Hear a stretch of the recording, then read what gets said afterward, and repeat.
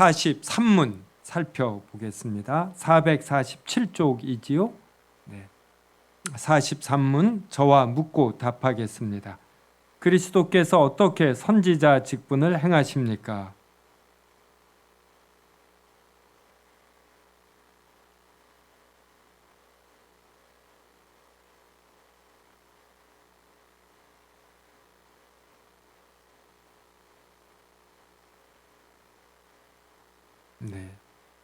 그리스도께서 선지자 직분을 행하시고 그 다음에는 뭘 행하실까요?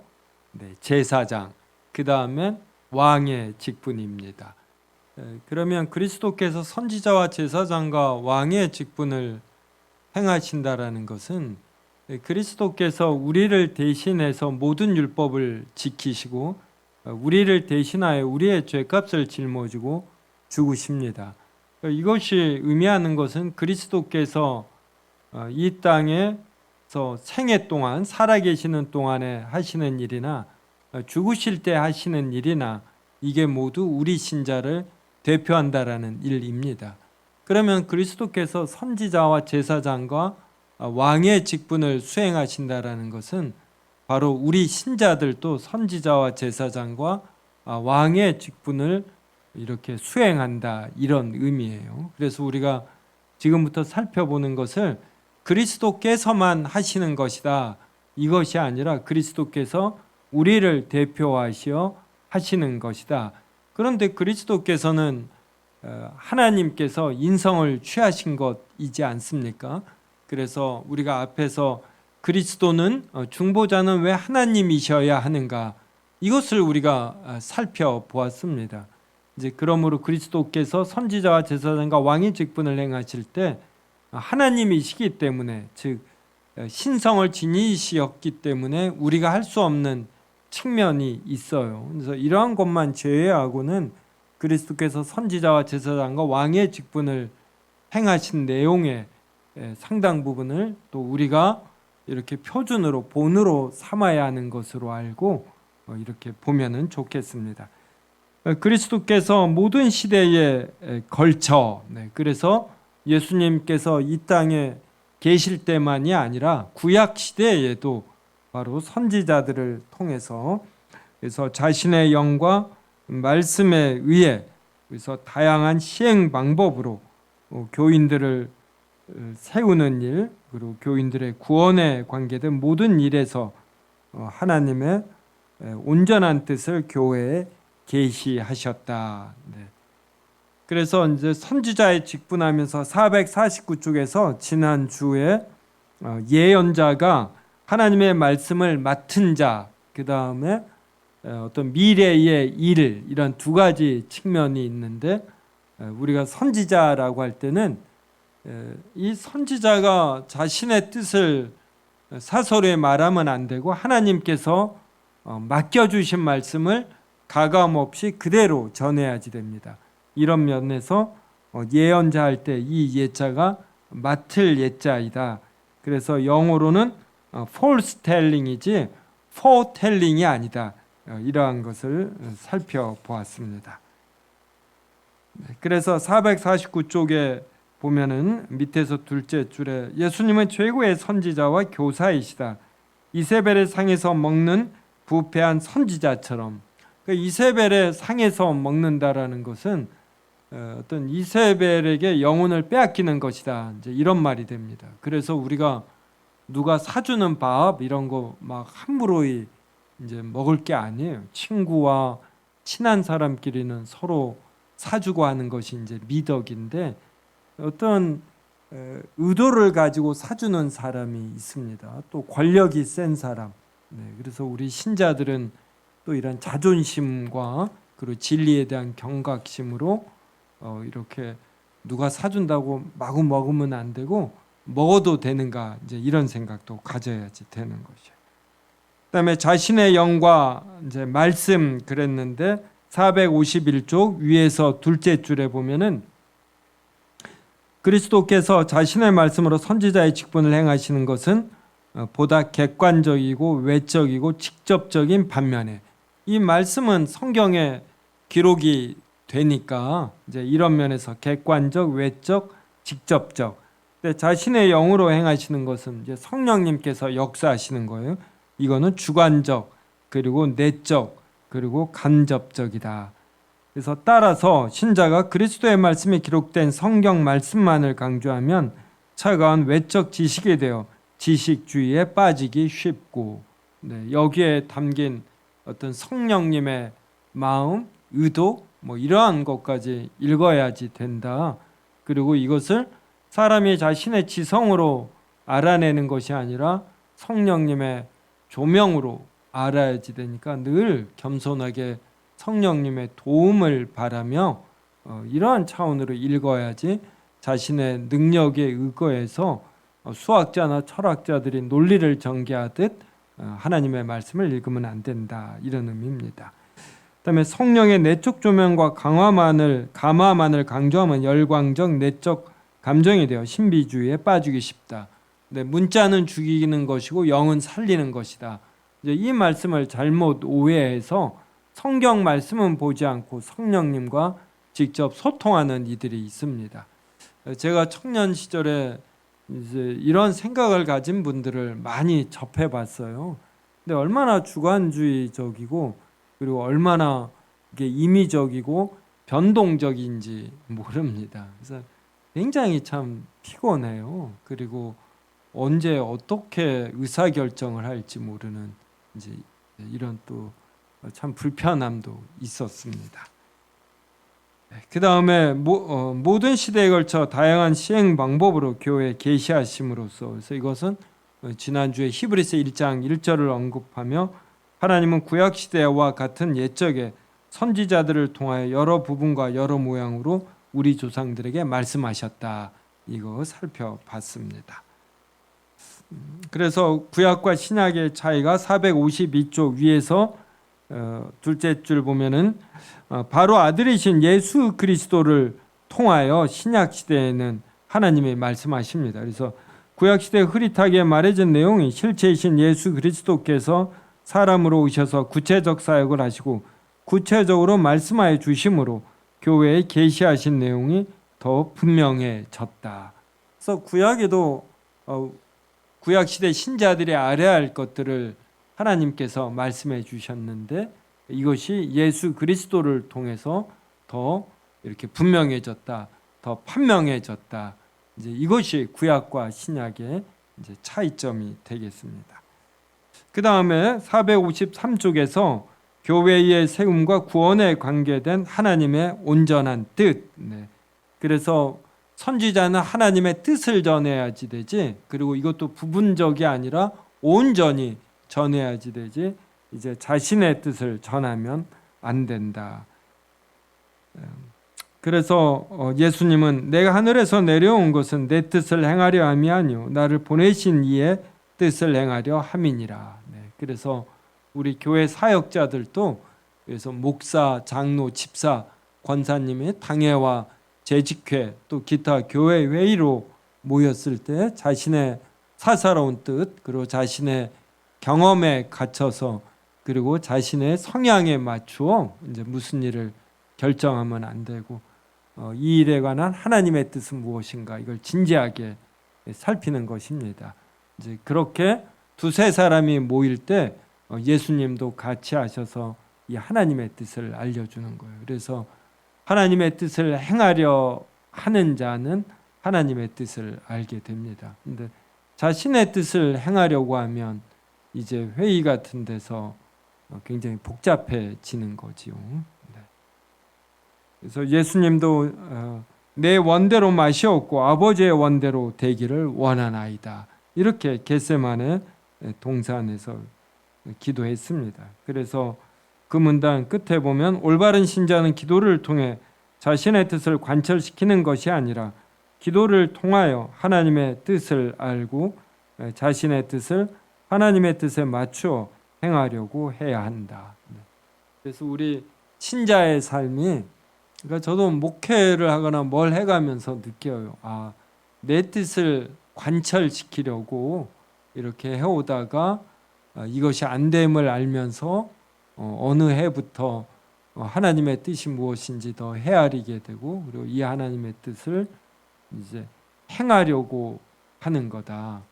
이제 이게 목회의 이런 변천 과정이지 않나, 또 목회자의 성숙이 아닌가, 이제 이런 생각해 봅니다. 그래서 내 뜻을 관찰하려고 하면 회의나 이럴 때에도 이렇게 아주 예민하게 서 있습니다. 그래서 적시적소에 자신이 발언을 해서 자신의 뜻을 관철시켜야지 되니까. 근데 이제 하나님의 뜻을 따르려고 하면 좀 여유가 있지요. 그래서 우리 인생에서도 이런 것이 아닌가. 그러니까 선지자는 하나님의 뜻을 전하려면 자신이 먼저 하나님의 뜻이 무엇인지 알고 하나님의 뜻에 자신의 뜻을 맞추어가는 이제 이런 연습이 평상시에 되어 있어야지 됩니다. 그리고 자신의 뜻을 관철시키려는 사람은 이 얼굴에 이게 어느 정도 쓰여 있어요. 이렇게 아무래도 긴장되고 참 이 인상이 거의 과학이라고 해야지 되나요? 그래서 미국 드라마에 Tell Me a Lie라는 미국 드라마가 뭐 한 10년 전인가 뭐 있었습니다. 그래서 어떤 사람이 거짓말을 해도 이 사람이 요 사람의 표정을 보고서 진실을 말할 때는 요 표정 어디에 그게 드러나요. 그래서 이러한 기준점을 갖고 있습니다. 그래서 이 기준점만 파악하면 이 사람이 지금 거짓말을 할 때는 어느 부위가 움직이고 공포에 떨 때는 인체의 어느 부위가 움직이고 이걸 아는 거예요. 그래서 나에게 거짓말을 해봐. 이게 드라마 제목입니다. 그래서 우리도 회의 같은 거나 뭐 할 때 이제 저도 그래요. 다른 사람들을 볼 때 하나님의 뜻을 이렇게 회의하면서 헤아리려고 하는가 아니면 자기 뜻을 가지고 이미 왔는가 이제 이걸 벌써 파악이 됩니다. 그래서 회의를 통해서 자신의 뜻도 내려놓고 하나님의 뜻에 맞추려는 분은 뭔가 이렇게 여유가 있거든요. 상대방의 말을 경청하고 또 상대방이 옳다고 생각하면 기꺼이 자기 걸 이렇게 내려놓는 거예요. 저도 이러려고 노력하고 또 이런 거를 어떤 사람에게서 배웠어요. 그렇게 하는 걸 보고. 근데 그 사람이 얼마나 멋져 보이던지 이제 그래서 나도 저렇게 해야지 되겠다. 이제 그러면서 저도 이제 이렇게 변해 가는 것이죠. 네. 그래서 하나님의 온전한 뜻, 개인의 뜻이 되면 안 되고 특히 교회에선 제가 보니까 우리 교회는 11시 예배드리고 점심시간에 식사하면서 교제가 좀 풍성한 편입니다. 왜 그런가 봤더니 그냥 제 성향이 그러더라고요. 제가 중학교, 고등학교 때부터 고등학교 때도 RC와라는 서클을 했는데 방학 중에도 RC와에 같이 하는 친구들 다 불러서 그것도 제 돈 내가면서 짜장면 먹이면서 같이 놀고 그랬던 생각이 나요. 그래서 교회 분위기가 결국은 담임 목사 따라가는 게 있습니다. 그래서 담임 목사가 자신의 사사로운 뜻이 무엇인 줄 알고 이걸 버리고 하나님의 뜻에 맞춰가는 거 이게 얼마나 중요한지 몰라요. 그리고 당회에서 당회원이 이제 장로님도 그래야지 됩니다. 당회하면 장로님들이 많은 경우 자기 마누라 권사의 뜻을 받들어 모셔요. 당회 끝나면 즉시 전화해서 권사님에게 보고하고. 근데 이제 이러면 안 되고 그래서 당회할 때 장로님이 일단 교회 일을 많이 알아야지 돼요. 그러려면 주일만 교회 오면은 잘 모르거든요. 그래서 주중에도 교회 일에 관심 갖고 실제로 참여하고 이제 그러면은 지식으로가 아니라 온몸으로 알면서 우리 교회가 어떻게 의사결정해야 되는가 이러한 것을 알게 되는 것입니다. 그래서 하나님의 온전한 뜻 이것을 이제 우리가 본받아야지 되는 거예요. 이것을 위해서 우리가 어떻게 행해야지 되는가. 이거는 단순히 교리를 아는 것으로는 안 되고 자신의 삶이 교리에 맞춰질 때만 되는 겁니다. 자, 그래서 454쪽 보면은 구약의 선지자들이 하나님의 뜻이 아닌 자신의 뜻을 전한 것을 지적하는 성경 구절들. 예레미야 5장 선지자들은 거짓을 예언하며 제사장들은 자기 권력으로 다스리며 내 백성은 그것을 좋게 여기니 마지막에는 너희가 어찌하려느냐. 선지자가 거짓을 예언합니다. 제사장은 자기 권력으로 다스려요. 그럼 백성이 이걸 분별해야지 되는데 이것을 좋게 여깁니다. 지금도 백성이 깨어 있어서 좋은 사람을 지도자로 뽑으면 되는데 선출직에 이런 자격이 없는 사람들을 뽑으면 지불해야 되는 비용이 얼마나 큰지 모르죠. 그래서 교회에서 교인들도 장로, 집사, 권사를 뽑을 때, 또 이제 목사님이 임기를 마치고 교체될 때 공동의회에서 그때는 헌법이 보장한 권리입니다. 무조건 동그라미가 아니라 정말 담임 목사님으로서 잘 하실 분인가 이러한 것을 직감적으로 아는 또 이러한 능력이 교인들도 있어야지 돼요. 예레미야 14장 여호와께서 내게 이르시되 선지자들이 내 이름으로 거짓 예언을 하도다. 그러니까 목사들이 성경으로 거짓 설교를 할 수가 있는 것이에요. 그래서 저는 할 때 이게 하나님의 뜻이다 이런 표현 잘 안 씁니다. 왜냐하면 좀 부끄럽거든요. 그냥 내 생각을 하나님 말씀에 비추어서 최대한 말하고 이제 남들이 판단하게 해야지 되죠. 근데 저는 이런 것이 굵은 행동이다 이렇게 여기거든요. 그래서 우리가 이거 평상시에 하나님 이름이나 성경 이름으로 거짓 예언하지 않으려는 거 이게 참 필요로 합니다. 또 예레미야 14장 14절 후반절에 보면 자기 마음의 거짓으로 이래요. 그들이 거짓 계시와 점술과 헛된 것과 자기 마음의 거짓으로 너희에게 예언하는도다. 예레미야 23장은 거짓을 예언하는 선지자들이 언제까지 이 마음을 품겠느냐. 그들은 그 마음에 강교한 것을 예언하느니라. 그래서 우리는 우리 자신이 하나님의 이름을 빙자하여 잘못된 것 말하면 안 되고 또 그렇게 말하는 자가 있으면 이걸 분별하는 능력도 있어야지 됩니다. 예스겔 13장입니다. 인자야 너는 이스라엘에 예언하는 선지자들에게 경고하여 예언하되 자기 마음대로 예언하는 자에게 말하기를 너희는 여호와의 말씀을 들으라. 주 여호와의 말씀에 본 곳이 없이 자기 심령을 따라 예언하는 어리석은 선지자에게 화가 있을진저. 이미 구약 성경에 다 이렇게 묘사가 되어 있어요. 자기 마음대로 예언하는, 그러니까 자기 마음대로 설교하는 자들, 자기 마음대로 대피 기도하는 자들 있거든요. 이런 대피 기도를 맡거나 그래도 이걸 굉장히 무겁게 받아들여서 한 주일 동안 기도하면서 대표 기도 준비하고 목사도 기도하면서 말씀을 준비해야지 됩니다. 그래서 여호와의 말씀에 본 곳이 없이 자기 심령을 따라 그냥 자기 마음의 이 기분에 따라 자기 마음이 느끼는 바에 따라 이렇게 쉽게 예언하는 것입니다. 그 다음에 동그라미 2번 교인의 세움과 구원에 관계된 모든 이제 일인데 이것은 예수님께서 우리에게 자신의 말씀과 영으로 계시하시는 것은 이렇게 교인들을 세우는 일, 구원에 관계된 일이지 우리의 사사로운 일이 아닙니다. 내가 어느 대학을 가는 게 좋은가? 어느 곳에 취직하는 것이 좋은가? 누구와 결혼하는 것이 좋은가? 여기에 대해서 하나님께서 명시적으로 거의 말하지 않습니다. 이것은 우리가 평상시에 하나님의 뜻을 알려고 하면은 그럼 이 하나님의 뜻은 어디에 나와 있는가? 성경에 나와 있죠. 특별히 십계명으로 대표되는 도덕법에 나와 있습니다.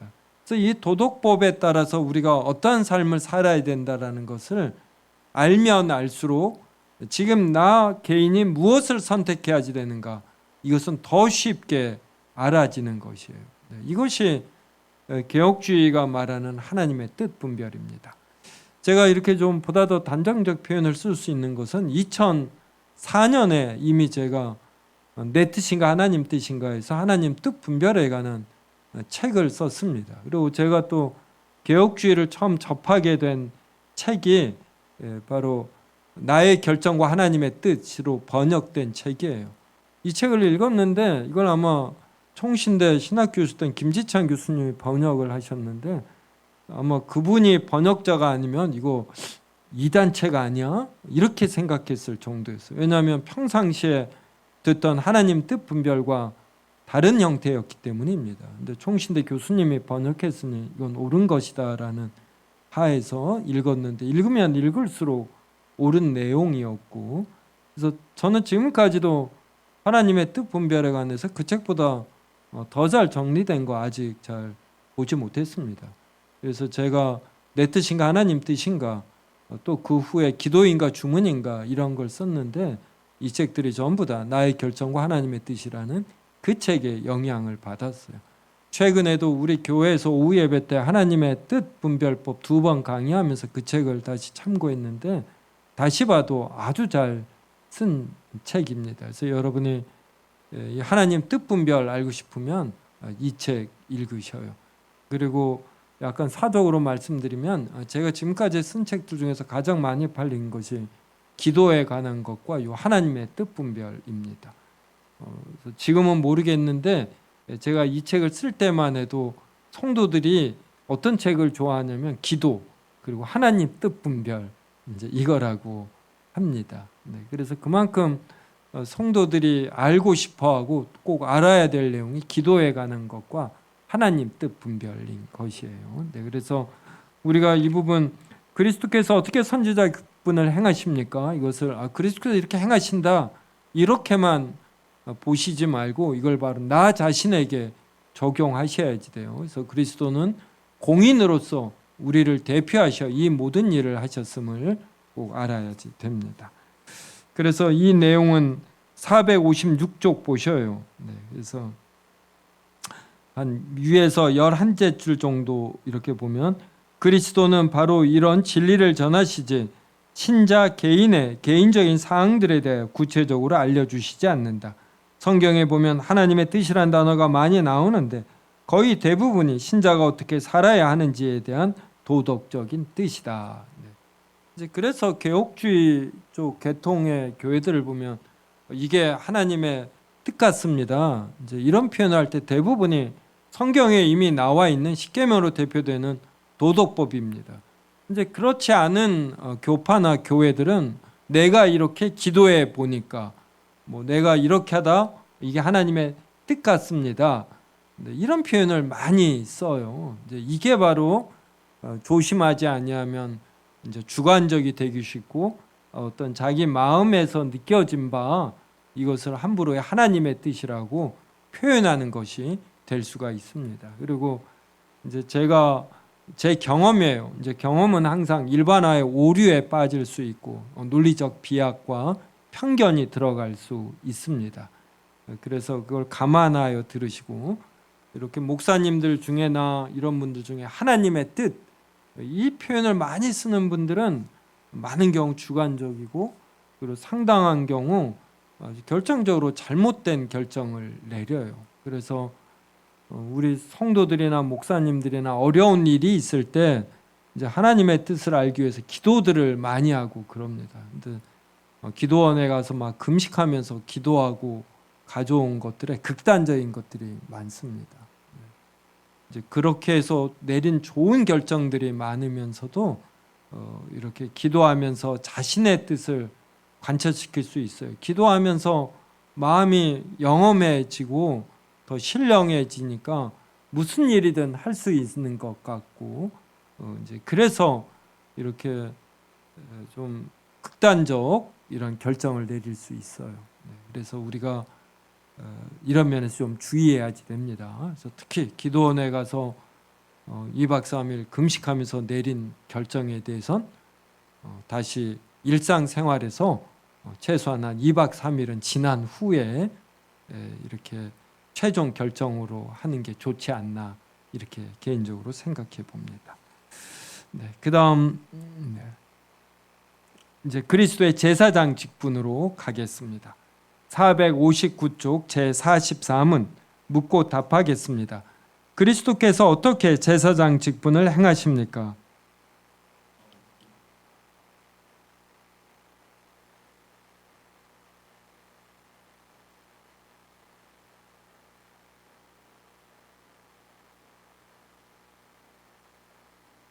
네. 그래서 제사장은 우리가 구약 시대에 보아도 이렇게 흠 있는 사람들 중 하나님께서 택하십니다. 그래서 일반 백성이 제사장을 통하여 이제 하나님께 나아가죠. 그래서 선지자는 하나님께서 전하여 주시는 뜻을 받습니다. 그래서 선지자는 이런 세습 선지자가 많지 않죠. 이제 특별히 하나님께서 어느 날 갑자기 다른 사람에게 이제 임하셔서 이 사람을 선지자로 삼습니다. 근데 이제 제사장은 아론 계통으로 해서 이렇게 이제 세습이 되지요. 그래서 이들이 이제 성전에 백성이 오면은 요 제사장을 통하여 하나님께 제사 드리는 것입니다. 근데 구약의 제사장은 백성이 흠없는 제물을 가져오면 이 제물에 흠이 있는지 없는지 이런 걸 살피고, 그리고 이 사람으로 하여금 이 짐승의 손을 얹고 기도함으로써 자신의 죄가 이 짐승에게 이렇게 전가되는 것, 이러한 의식을 이제 제사장이 주관합니다. 그러면서 알려주겠죠. 그리고 당신의 죄가 이 짐승에게 전가되었고, 그래서 이 짐승이 당신의 죄를 짊어지고 죽는다. 이제 이러한 가르침을 또 뭐 공식적으로든 비공식적으로든 알게 모르게 또 가르치고, 그래서 이런 말씀을 전하는 이런 이제 기능도 있어요. 그래서 사무엘 같은 경우는 선지자이면서 제사장이었고, 동시에 왕이 세워지기 전까지는 그가 왕이었습니다. 그래서 선지자, 제사장, 왕은 이렇게 칼로 무자르듯 완전히 이렇게 분리되고 그러지는 않고, 이렇게 기능이 겹치면서 특별히 주된 기능이 선지자는 하나님의 말씀을 전하는 것, 먼저 제사장은 백성을 대표하여 하나님께 제사하는 것입니다. 근데 예수 그리스도는 자기 자신이 희생 제물이 됩니다. 그래서 흠없는 짐승은 죄 없는 그리스도를 상징하는 것이죠. 그래서 자기 자신을 희생 제물로 해서 자기 자신이 대제사장이 됩니다. 그래서 구약의 제물은 짐승이거든요. 짐승은 사람보다도 가치가 떨어집니다. 그러니까 이 짐승이 사람의 죄를 대신할 수 없어요. 그렇기 때문에 매년 희생 제사를 지내야지 됩니다. 근데 예수 그리스도는 하나님으로서 사람이 되셨기 때문에 그 가치가 뭐 온 세상보다도 더 크지요.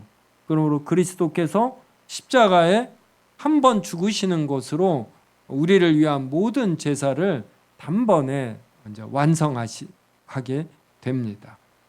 그 다음에 구약시대의 제사장은 이러한 제물을 가져오는 이러한 백성을 위해서 기도하고 간구하지요. 네. 그것처럼 예수 그리스도께서 살아계시는 동안에 우리를 긍휼히 여기며 우리를 이런 병이나 이러한 것을 치료하시고, 그럴 뿐만 아니라 부활하신 후에는 또 하나님 우편에 앉으셔서 우리를 위하여 바친 이 희생 제물의 효과가 지속되도록 우리의 거룩한 삶을 위해서 또 기도하십니다. 그래서 이 내용이 44문에 보면 그리스도께서 자기 백성의 죄를 위한 화목 제물이 되시려고, 그러니까 자기 자신이 화목 제물, 희생 제물이 되신 것입니다. 그래서 자신을 흠없는 희생 제물로 하나님께 단번에 드리심으로써, 그래서 그리스도는 하나님으로서 사람이 되시고 죄가 없기 때문에 모든 사람을 합친 것보다 더 가치가 있는 것이에요. 그래서 그리스도의 피는 단 한 방울로도 모든 사람의 죄를 사하여 주십니다. 이제 그럼에도 그리스도께서는 이 피를 누구를 위하여 흘리시냐면 바로 하나님께서 영원전에 택하신 자, 이제 이들을 위해서 피를 흘리셔요. 이 말은 이들을 위하여 피를 흘리시고, 이렇게 이 흘린 피가 하나도 값 없이 되지 않도록 또 성령을 보내시어 이들로 하여금 예수 그리스도를 알고 영접하고 그리고 거룩함에 있어서 점점 자라가게 하신다. 이제 이 내용까지 포함을 하는 겁니다. 그래서 흠없는 희생제물을 하나님께 단번에 드리심으로써 그 다음에는 또 뭘 하심으로써냐면 그리고 그들을 위하여 계속하여 간구하심으로써. 그래서 땅에서는 화목제물로 자신을 희생제물로 자신이 대제사장이 되어서 이 대속의 사역을 하시고 그런 후 하늘에 올라가서는 우리를 위한 중보 사역을 하신다. 네. 그래서 이제 구약 시대에도 성전 제단에서 희생 그 제물을 태우는 이제 거기에서 요 숯을 가져다가 성전 안에 있는 향을 피울 때 향을 피우는 이제 도구로 쓰입니다. 그래서 그리스도가 자신의 희생 사역의 근거에서 중보 사역까지 하신다. 그래서 여러분 이제 이런 걸 한번 이제 느끼실 필요가 있어요. 이걸 지금까지 전부 다 계속 여러분 지금 머리 썼죠. 네. 그 다음에 이제 온몸으로 느껴보는 거예요. 네. 최근에 우리 교회 73세 된 권사님이 돌아가셔서 제가 가끔 하늘 쳐다봅니다. 예전에 우리 어머니가 돌아가셨을 때 자주 쳐다보다가 네. 그분이 좀 잘 웃으셔서 이제 그 얼굴이 가끔 생각나거든요. 이제 그렇듯 하나님이 우편에 계시고 뭐 하늘 쳐다본다고 제 어머니나 권사님이 보이겠습니까? 그냥 한번 느껴보는 거지요. 네. 정말 천국에서 보실 것 같은 이런 느낌이 들어요. 그러듯이 예수 그리스도도 하나님 보좌 우편에서 우리를 보시면서 이렇게 하시는 거예요. 이걸 제가 이제 함수를 배울 때 함수가 뭐가 하나 있으면 여기에 대응하는 값이 딱 하나가 있으면 이걸 함수라고 하는 거예요. 두 개가 있으면 이상해지잖아요. 그래서 이제 이거를 국민은행의 메인 컴퓨터라고 합시다. 그리고 이걸 소비자라고 할 때 이 메인 컴퓨터가 여기 있는 사람과 1대1로 다 대응해서 모든 일을 동시에 처리해요. 그러니까 예수님도 그러시는 겁니다. 이게 이해가 돼요. 그래서 예수님은 뭐 이렇게 다중인격자가 아니라 한 인격이시면서도 전지하시고 전능하시오. 각 개인에 대해서 누구의 일에 기쁨으로 동참하며 또 어떤 자녀의 일에 전적으로 슬퍼하시는 이제 이러한 일이 가능한 것이에요. 그래서 여러분이 힘든 일이 있거나 기쁜 일이 있을 때 뭐 하늘을 쳐다보시든 또 저는 때때로 내 안에 내주하시는 성령님을 느껴보려고 해요. 이걸 단순히 지식으로가 아니라 정말 말할 수 없는 탄식으로 나를 위해 간구하시는 이 성령님을 느껴보려고 합니다. 그러면 우리가 온몸으로 하나님과 교제하는 거죠. 이렇게 지적인 것만이 아니라 우리의 감성까지도 이것을 이렇게 직관적으로 느낀다고 할까? 항상 그 감성에 젖어서 우리가 살아야지 됩니다. 그러면 예수님은 이제 부활하셨고 승천하셨을 때 이 육체로 부활하시고 육체로 승천하시고 그 육체로 그러니까 그 인성 취하신 인성으로 하나님 보좌 우편에 앉아 계십니다. 그런데 바로 신성이 인성을 취하였기 때문에 이 인성은 유한하기 때문에 공간의 제약을 받습니다. 그래서 예수 그리스도의 인성은 늘 하나님 보좌 우편에 계셔요. 근데 이 신성은 무한하시고 광대하시고 영원하시기 때문에 언제 어디에나 계시는 것입니다. 그래서 하나님 보좌 우편에서 우리를 위해 간구하시는 예수 그리스도께서 우리의 모든 것을 신성으로서 다 아시고 들으시고 또 이제 우리 안에 성령님 안에서 또 우리와 같이 계셔요. 그래서 임마누엘 하나님이 되시는 것입니다. 자, 그래서 그 밑에 459쪽 보면 그리스도의 세 가지 직분, 선지자, 제사장, 왕, 그리스도의 두 가지 신분, 낮아짐, 높아짐. 그래서 우리도 선지자와 제사장과 왕의 역할을 하는 것이에요. 그리스도께서 자신을 흠없는 희생제물로 하나님께 단번에 드렸습니다. 그래서 우리도 이렇게 누군가에게 우리의 자신의 일부를 이렇게 이유 없이 드리려는 이제 이러한 것이 필요로 하고, 또 우리와 멀리 떨어져 있는 이라도 특별히 우리 교인을 위해서 우리가 중보기도 하고 우리와 관계된 사람을 기억하며, 그래서 사도 바울이 보면은 자신의 선교지 그 사람들을 위해서 기도합니다. 그래서 기도를 쉬는 죄를 범하지 않겠다 이런 표현들을 하거든요. 네. 그래서 선지자, 제사장, 왕, 낮아짐, 높아짐. 그래서 어떠셔요? 여러분은 높아질 때 어떤 일을 잘합니까? 아니면 고난 받을 때 잘합니까? 사람마다 특징이 있지만 우리가 성숙해진다라는 것은 우리 주변 상황이 높든 낮든 이런 선지자와 제사장과 왕의 신분, 역할, 이걸 이제 잘해내는 것입니다. 자, 그래서 460쪽 보면 구약의 선지자가 하나님의 사자로서 하나님의 말씀을 백성에게 선포한다면, 구약의 제사장은 백성을 위하여, 백성을 대표하여 하나님께 백성의 사정과 간구를 아랜다.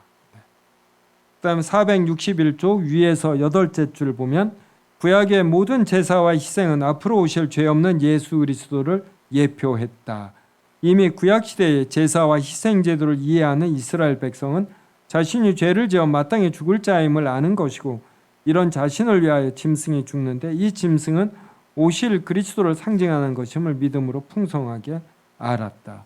이걸 몰랐으면 이거는 하나님의 마당만 밟는 것이고, 이런 면에서 하나님은 그들의 고기와 피에 이미 배부르신 것이에요. 그래서 구약 백성도 이렇게 그리스도에 대한 믿음으로 성전 제사를 드렸던 것입니다. 이제 나머지 내용은 제가 이미 거의 다 말로써 설명을 했습니다. 그래서 463쪽 밑에서 5째 줄 보면은, 따라서 그리스도의 제사장 사역은 지상과 천상으로 크게 두 가지이다. 전자는 자신을 희생제물로 바치는 대속 사역, 후자는 그 대속 사역에 근거한 중보 사역이다. 그래서 그리스도의 구속 사역의 두 측면의 대속과 중보는 분리되지 않고 구별되고 하나로 통합된다. 그래서 그리스도의 대속 사역은 많이 알려져 있지만 그리스도의 중보 사역은 상대적으로 덜 알려져 있는데, 그리스도의 제사장 사역은 중보 사역을 통해 완성됨을 알아야지 된다. 그래서 464쪽 밑에서 6째 줄 보셔요. 그래서 그리스도의 죽음 그리고 중보가 있으므로 우리의 죄로 물든 기도가 하나님께 전달된다. 그리고 우리의 죄와 부족함으로 물든 기도가 이제 점점 거룩해지는 겁니다. 우리 안에 내주하시는 성령 하나님께서 말할 수 없는 탄식으로 우리를 위하여 기도하시며 우리의 기도의 질이 고와지는 것이죠. 네. 그래서 이제 우리도 성숙해진다라는 것은 이렇게 그리스도처럼 알아주지 않아도 이런 중보 기도를 하는 것. 근데 이런 마음을 우리가 품으면 참 마음이 평안해집니다. 네. 아, 이렇게 주는 자가 되어야지 되는구나. 근데 사람들은 다 자신이 오해될 때, 자신을 알아주지 않을 때 그때 굉장히 서운하고 화가 나잖아요. 근데 이제 그리스도의 마음을 품어 버리면 이제 이게 극복이 되고 이러는 것이죠. 자, 그다음 그리스도의 왕직분 봅시다. 466쪽. 그리스도께서 어떻게 왕직분을 수행하십니까?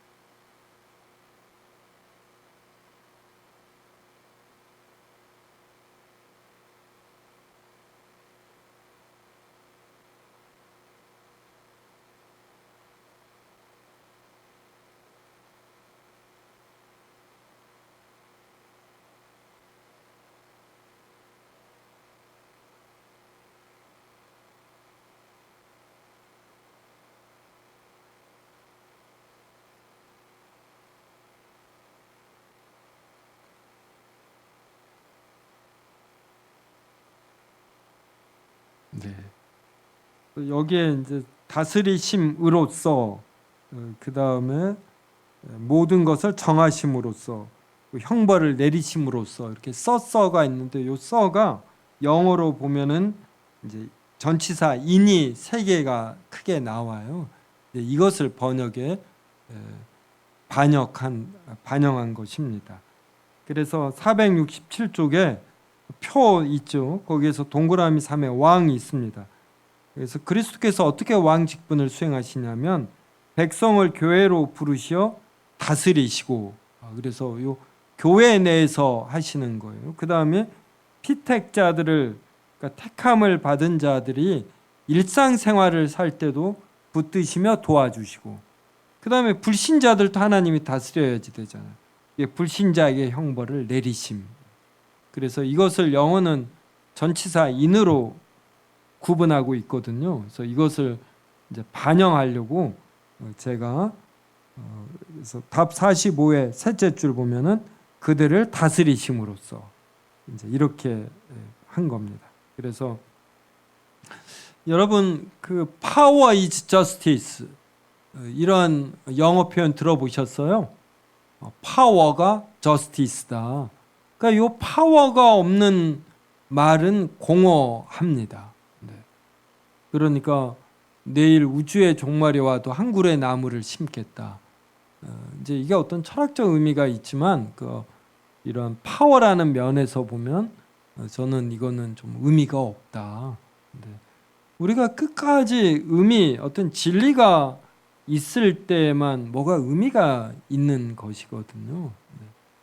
그래서 얼마나 파워가 중요하면 파워 있는 자가 말하는 것이 저스티스가 된다 이 말이에요. 네. 저는 미국의 힘이 강하다라는 것을 이제 언제 느꼈냐면 청년 때 외국을 나가면서 뉴스를 보는데 특히 영국에서 공부할 때 거기도 9시 뉴스, BBC 9시 뉴스가 아주 시청률이 높거든요. 근데 거기서도 미국을 상당히 다뤄요. 야, 미국이 강한 나라. 이제 독일을 여행을 갔습니다. 제가 독어는 잘 못해요. 그래도 화면 보면 알잖아요. 거기도 미국에 관한 뉴스를 1990년대에 많이 하는 걸 봤습니다. 여러분 트럼프 대통령 좋아하셔요? 안 좋아하셔요? 네. 좋아하건 싫어하건 간에 모두가 다 요사이 트럼프 대통령 입을 봅니다.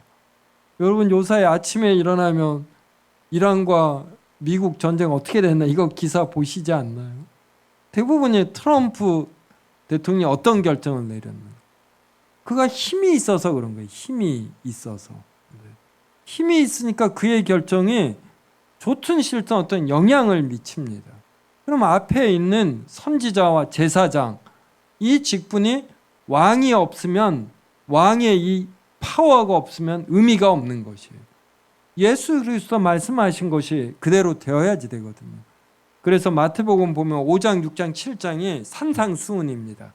그리고 8장이 뭐냐면 바로 나병 환자를 고쳐주고 백부장의 하인이 중풍병에 걸렸는데 이 중풍병을 전부 다 말씀으로 고쳐주셔요. 그래서 예수 그리스도는 말만 번들어가게 하시는 분이 아니라 진리를 말할 뿐만이 아니라 그리고 진리라는 것은 실현이 된다. 이제 이것을 내포하잖아요. 그리고 그걸 보여주시는 차원에서 나병 환자를 말씀으로 내가 원하니 깨끗함을 받으라. 그리고 백부장의 하인이 중풍병인데 가지도 않고 예수님이 원하셔요. 그러니까 바로 그 즉시 나아버립니다. 귀신들을 말씀으로 내쫓으셔요. 이러한 것들이 그리스도의 왕되심을 보여줍니다. 그래서 우리의 이 땅에서의 비참함, 어떤 우리의 부족함, 그리고 이 땅이 저주받아 가시덤불과 엉겅퀴가 나는 것, 이러한 것을 이런 왕으로서 모두 다 이제 해결해 주심, 이제 이것을 담는 거죠. 그런데 무엇보다도 우리 이 교인들을 돌보셔요. 그래서 교인들을 교회에서 돌보시고 일상생활에서 돌보십니다. 그래서 그리스도께서 세상에서 한 백성을 자신에게 부르시며 이 백성은 이 작정에서 말한 하나님께서 자신의 자녀로 택하신 자들입니다. 그래서 그들에게 직분자, 율법, 권징을 주셔요. 그래서 교회에는 늘 구약시대에는 선지자, 제사장, 왕이 있었고 신약시대에는 목사와 장로와 집사가 있고 임시 직원으로서 권사와 서리 집사가 있는 것입니다. 이렇게 직분자가 중요한 것이에요. 그래서 하나님이 세우신 직분자가 되는 것, 이게 얼마나 우리에게 영광인지 모릅니다. 그리고 율법, 어떤 말씀을 주시고, 그리고 이 말씀대로 살지 못했을 때 이 말씀이 잘 집행되도록 하기 위해서 권징을 주십니다. 그래서 이것들에 의해 보이는 방식으로 그들을 다스리심으로, 그래서 하나님은 우리 신자들을 다스리시는데 바로 이렇게 직분자 율법과 권징, 한마디로 보이는 교회를 통해, 여기서 보이는 방식이 이 말이에요. 보이는 교회를 통해서 하나님이 직분자와 이러한 율법과 권징을 통해 다스리신다 이겁니다. 그래서 우리 세움교회는 소개할 때 보면은 당회와 재직회를 통해서 의사 결정을 하고 이제 이런 표현이 나와요. 그래서 저는 최대한 혼자 결정하려고 하지 않습니다. 좀 성향도 원래 그래요. 제가 제대할 때 군대에서 그러면 제대 파티 이런 거 하잖아요. 그럴 때 밑에 있는 이제 그걸 뭐라고 합니까? 이제 후임들이 그러더라고요. 우리 소대 민주주의를 실천하신 정야석 병장. 군대에서 이런 말 듣기 힘듭니다. 근데 전 좀 그냥 성향이 그런데 이런 면에서 이 장로교가 또 맞아요. 그래서 우리 장로교는 목사 혼자 의사결정이 아니라 회를 통해서 이게 이제 당회와 재직회 그리고 공동의회, 제일 중요하게는 이제 당회입니다.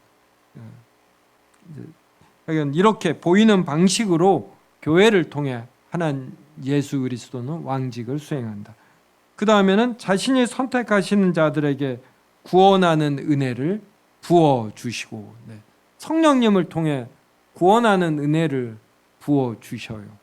그 다음에 그들이 순종하면 보상하시고 범죄하면 교정하시고. 그래서 우리가 일상생활을 할 때 우리가 뭘 범죄하면 또 따끔하게 벌을 통해서 교정하셔요. 그래서 여러분이 이렇게 따끔한 벌을 받으면 하나님께서 예수님이 나를 사랑하셔 벌 주신다.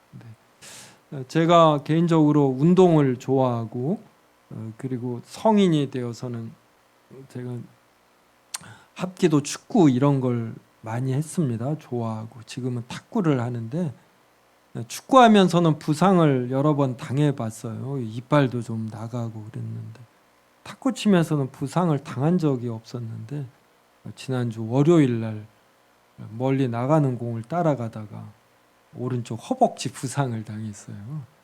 오늘 드는 거예요. 하나님께서 저로 하여금 보다 더 저를 좀 살피도록 이런 시간을 주셨다. 이런 생각이 드는 거예요. 그동안 제가 어떤 부상을 당했거나 어떤 사고가 났거나 봤을 때 제가 좀 더 하나님께서 이렇게 겸손히 저를 살피기를 원하실 때 그러셨다라는 생각이 들고 이게 좀 이어지더라고요. 그래서 좀 감사하게 여러 생각들을 정리할 수 있었습니다. 이렇게 되면은 남을 향한 어떤 원망이나 이러이러한 것들 대신에 나의 부족함을 살피게 되잖아요. 여하간에 이게 그대로 적용되는지는 모르지만 순종하면 하나님이 보상하시고 범죄하면 교정하십니다. 그리고 모든 유혹과 고난 속에 있는 그들을 붙드시며 도와주셔요. 여기 유혹 그리고 고난이 같이 있습니다. 그때도 붙드시며 도와주시고. 그래서 예수님께서 스스로 성령에게 이끌려 광야에서 시험을 받으셔요. 공생의 시작 전에. 그래서 예수님이 우리를 대표하셔 모든 시험을 이겨내셨습니다. 그것의 근거에서도 우리의 유혹 때에도 우리를 붙드시며 도와주십니다. 그래서 우리가 유혹받을 때, 큰 죄를 지을 때 이제 그때도 예수님을 붙들어야지 돼요. 그래서 다윗은 나단 선지자가 와서 밧세바가 간음한 걸 말할 때 사람이 본능적으로 감추고 싶어 하지 않습니까? 그런데 다윗은 정말 현명한 거예요. 이거는 거짓말이야, 소용도 없다. 다 드러났다. 하나님이 알고 선지자 보냈는데 바짝 엎드립니다. 그리고 하나님께서 용서해 주실 것을 어느 정도 알고 밧세바와 난 아들이 아프다고 그럴 때 금식하면서 하나님께 어떻게 보면 이제 때를 쓰는 거죠. 그래서 제 생각에는 잘 될 때 하나님에게 매달리는 일은 웬만한 겸손함을 가진 성도면 이게 됩니다. 근데 자신이 범죄할 때 그때 정신 차리는 건 쉽지 않은 것 같아요. 근데 누가 알려줄 때, 유혹 속에 있을 때 하나님에게 이렇게 매달리는 거, 이게 우리에게 필요로 합니다. 그들의 모든 적을 막으시며 정복하시고, 우리의 모든 적을 막으시며 하나님이 정복하셔요. 그리고 마지막은 이게 이제 죽음이 됩니다. 예수 그리스도가 부활 재림 이후 마지막으로 죽이는 적이 죽음이에요. 죽음. 그다음에 자신의 영광과 그들의 선을 위해 능력 있게 모든 것을 정하심으로, 이게 이제 섭리에 나오죠. 섭리에 오더링인가 나와요. 하나님의 모든 것을 이걸 배정한다, 뭐 이렇게도 번역을 하거든요. 근데 배정이란 단어가 좀 어렵잖아요. 그래서 제가 모든 것을 정하심으로써, 왕이시기 때문에 지혜와 거룩이 있기 때문에 아무 사사로움 없이 가장 옳게 모든 일을 정하시는 거예요. 그 다음에는 하나님을 알지 못하며 복음에 순종하지 않는 그 나머지 사람들, 이 불신자들에 대해 형벌을 내리심으로써, 그래서 이 땅에서 형벌을 내리시고 이 땅에서 형벌을 다 받지 않은, 악하게 살다가 죽을 때도 3, 4일만 앓다가 죽는 악한 자가 있어요. 이런 자는 하나님이 죽어서라도 형벌을 내리십니다. 이게 그 의미예요. 그래서 그리스도의 왕 직분은 크게 세 가지, 교회 내에서, 그리고 일반 신자, 그리고 불신자에 대해서 이렇게 하신다라는 거. 그래서 467쪽 밑에서 넷째 줄, 예수님이 참된 선지자와 제사장이 되시려면 동시에 참된 왕이 되셔야 한다, 뭐 이런 겁니다. 나머지는 전부 다 그냥 읽어보시면은 그렇게 어렵지 않아요. 그래서 우리가 시간을 세이브하기 위해서 넘어가고 474쪽 보셔요. 삼직의 의미, 이걸 우리가 알아야죠. 그냥 그리스도께서 선지자, 제사장, 왕 직분을 행하신다가 아니라 이걸 우리에게 적용해야지 돼요. 그래서 맨 밑에 줄, 선지자와 제사장과 왕의 직분은 예수님에게만 주어진 직분이 아니라 하나님의 형상으로 지음을 받은 사람에게도 주어지는 직분이다. 즉 우리가 이 선지자, 제사장과 왕의 직분을 잘 행해야지 된다, 이 말이에요. 그래서 그 다음 문단 보셔요. 사람이 지식과 의와 거룩함이라는 하나님의 형상으로 만들어져 지정의를 가졌다는 것은 사람 또한 선지자와 제사장과 왕의 직분을 행할 수 있다는 뜻이다.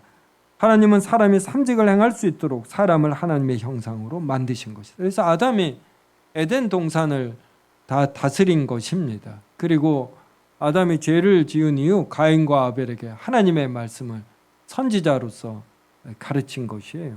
또 제사장으로서 아담이 제사를 드린 것이고, 이걸 그대로 배워서 가인과 아벨도 제사를 드린 것입니다.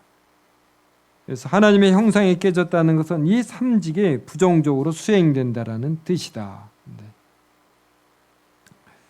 자, 그 다음에 페이지를 넘겨서, 그래서 여러분이 보셔요. 여러분은 선지자와 제사장과 왕의 직분 중 어떤 직분을 잘 수행하고 어떠한 성향이 강한가. 그래서 어떠한 것이 강할 수는 있는데 다른 두 개가 너무 간과되면 안 됩니다. 그래서 476쪽 두 번째 문단 보면은, 일단 교회에서는 목사와 집사와 장로가 대략적으로 선지자, 제사장, 왕의 직분에 해당이 됩니다. 그래서 집사가 제사장이 되어서 궁유를 베푸는 거예요. 교회에 어려운 사람이 없는가 살펴서 구제하는 일을. 그 다음에 장로는 왕이 되어서 하나님의 말씀으로 당회원으로서 교회를 영적 통치합니다. 그리고 목사는 선지자로서 말씀을 전하고 또 왕이 되어 당회에서 다른 장로들과 영적 통치를 해요. 그 다음 두 번째 문단이 개인이나 가정이나 교회에서 삼직의 어느 하나만을 강조하면 다른 두 직분의 역할과 장점은 그만큼 드러나지 않고 부작용이 발생한다. 가정에서 부모가 선지자직을 강하게 드러내면 자녀가 옳고 그름을 잘 분별할지 모르지만 동시에 잘 따지고 매섭게 비판하고 비난하는 성향이 되기 쉽다. 제사장직을 강하게 드러내면 사랑, 용서, 관용이 넘칠지 모르지만 옳고 그름의 분별력이 약해지며 올바른 가치관이 형성되기 힘들다. 왕직을 강하게 드러내면 일사불란한 질서와 권위와 통일성은 자리 잡을지 모르지만 인자와 궁일과 따스함이 결여된 억압된 질서만 존재하여 가정의 행복감은 떨어지고 자녀는 폭력적으로 되기 쉽다. 이거는 교회도 마찬가지예요. 그래서 저도 이제 세움교회에서 제가 무려 27년인가 8년 목회합니다. 그러니까 알게 모르게 세움교회는 제 성향이 이렇게 좀 드러나게 돼요. 그래서 이제 이런 걸 생각하면 제가 참 많이 깨어 있어야지 되죠. 그래서 세움교회는 선지자 직이 강하게 드러나는가, 제사장 직인가, 왕의 직인가, 이걸 많이 생각해보고 제가 부족한 부분이 있으면 이걸 다른 장로님과 집사님과 권사님을 통하여 또 메꿔지게 하고 또 가정에서도 그럽니다. 그래서 제가 요사이 자녀들에게 좀 우스운 대상이 이렇게 되고 싶은 면이 있어요. 그러니까 자녀들이 저를 편안하게 대하는 거. 그래서 이 노력을 개인적으로 많이 합니다. 그래서 요사이 조금 그 열매를 보는 것 같아서 저도 이렇게 좀 기쁘고 그래요. 그래서 여러분이 알아요. 제 자신이 어디 갔을 때 사람들이 어떤 반응을 보이는가. 그러니까 이걸 우리가 읽을 줄 알아요. 어떤 사람이 이걸 또 전혀 못 읽어요. 지금 우리가 어떤 사람에 대해서 마구 흉보고 있었거든요. 근데 그 사람이 옵니다. 근데 이 사람은 우리가 흉본 걸 몰라요. 흉봤다기보다는 어떤 적절한 비평을 하는 거예요. 그래서 이걸 보면서 나는 어떻게 공동체에 비춰지는가, 이제 이 생각을 제가 하게 되는 것입니다. 그러니까 요 삼직의 의미가 이런 의미가 있어요. 그래서 나는 어떤 직분을 잘 행하는가, 그리고 내가 보충해야 할 직분은 무엇인가, 이걸 압니다. 그 다음에 상권 분립이라는 것은 이 민주주의에서도 행정부, 입법부, 사법부가 이제 분리되어 있잖아요. 근데 요 사무엘이 사울이 왕이 되기 전까지는 사울이 사무엘에게 순종했습니다. 근데 사울이 왕이 되자 처음엔 순종하다가 나중에는 사울 자신에게 경찰력, 행정력, 군사력이 있거든요. 이걸 동원하면 사무엘도 죽일 수 있는 걸 사울이 압니다. 그래서 왕직이 이제 다윗서부터 생기면서부터는 이스라엘에서 왕이 제일 중요해져. 제사장과 선지자도 그 밑에 가버립니다. 그래서 하나님이 왕직을 허용하지 않으셨던 것이거든요. 그래서 58쪽 보셔요. 417쪽 밑에서 셋째 줄 보면 사울이 왕이 되기 전에는 사무엘의 가르침을 따랐지만 사울이 왕이 된 이후에는 거꾸로 사무엘이 사울 왕이 자기를 죽일 것을 두려워하여 피했다. 사무엘상 16장 2절인데 밑에 각주 58에 있습니다. 사무엘이 이르되 내가 어찌 갈 수 있으리까? 사울이 들으면 나를 죽이리이다 하니 여호와께서 이르시되 너는 암송아지를 끌고 와서 말하기를 내가 여호와께 제사를 드리러 왔다 하고, 사무엘이 이렇게 사울을 두려워요. 사울이 들으면 나를 죽이리이다. 그래서 우리나라에서도 우리나라 제도를 대통령제 그래요. 상권 분립이지만 중심이 뭐라는 거예요? 대통령이라는 거예요. 이렇게 행정부가 중심이 됩니다. 그래서 엄밀한 의미에서의 상권 분립이 될 수가 없는 거예요. 결국은 이 힘을 가진 사람이 중심이 되는 것이거든요. 그래서 교회에서는 이제 늘 이 말씀과 성령님이에요. 이것이 우리는 기준이 되는 겁니다. 그리고 이것을 우리가 당회와 재직회를 통해서 구현하는 거예요. 아주 중요한 일에 있어서는 공동의회고, 이제 이렇게 말하면 또 목사님도 그냥 똑같은 거다, 또 너무 가볍게 볼까봐 이제 제가 좀 말씀을 들으면 당회에서도 무슨 중요한 일을 결정할 때 목사님도 한 표고 장로님들도 한 표지만 이제 늘 이 건에 관한 말씀을 맡은 목사님이 말씀에 의거해서 이건 어떻게 결정해야지 되는가, 이걸 기본적으로 들으려고 해야지 돼요. 그래서 목사는 한 표이지만 말씀을 맡은 자로서 어떤 일들에 관한 이런 성경의 해석, 이러한 걸 잘 전하는 자입니다. 그래서 이러한 면을 이제 또 크게 존중하고 그래야지 됩니다. 그렇고 근데 목사는 이제 정권을 왕으로서 휘두르려고 하고 또 그러면 안 되는 것이죠. 그래서 웨스민스터 회의가 이루어졌을 때 웨스민스터 신앙 고백보다 이런 교회 정치가 먼저 만들어졌어요. 이게 이렇게 중요한 거예요. 의사 결정을 누가 어떻게 하는가. 그래서 우리는 늘 이러한 올바른 의미에서의 정치 개념을 가져야지 되는 것입니다. 그리고 특별히 세움교회는 웨스민스터 총회 때 만들어진 교회 정치, 이 내용을 이렇게 구현해 보려고 하는 거예요. 그래서 항상 당회와 재직회의 의사결정 이런 걸 하려고 하고 또 중요하게 여기려고 합니다. 물론 목회자가 누구를 목회할 것인가, 이제 이런 거는 당회 재직회 거치지 않지요. 그리고 목사가 성도들의 대부분의 기도 제목과 상황을 알고 그리고 전임으로 사역을 하니까 이 정보가 제일 많아요. 그래서 목사가 종합적인 판단에 있어서 좀 앞서가는 면이 있습니다. 하지만 이게 전행과 어떤 단독 그리고 편견에 휘두를 수 있기 때문에 늘 당회와 재직회, 이 회를 통해서 이제 저는 의사결정하려고 합니다. 그래서 이렇게 교리가 이런 교회 정치와 예배 모범 그리고 우리의 일상생활, 가정생활에까지 전부 다 이어져야지 됩니다. 그래서 479쪽에 절대 권력은 절대 부패한다. 어느 한두 직분자에게 권력이 모아지면 부패하기 쉽다. 이것을 이제 목사인 제가 명심하고 그리고 장로님과 집사님들도 또 명심하고 자신이 속한 가정에서도 명심해야지 됩니다. 481쪽 토론 문제 보면은 1번 제가 읽겠습니다. 하루에 스마트폰을 얼마나 사용합니까? 주로 어떤 용도로 사용합니까? 스마트폰의 장점과 단점에 대하여 나누어 봅시다. 신자가 스마트폰에 중독되지 않고 유용하게 사용하는 법에 대하여 나누어 봅시다. 이렇게 습관이 어떤 인격이 된다, 뭐 이런 표현도 있죠. 그래서 이 사람의 습관, 이게 얼마나 중요한지 모릅니다.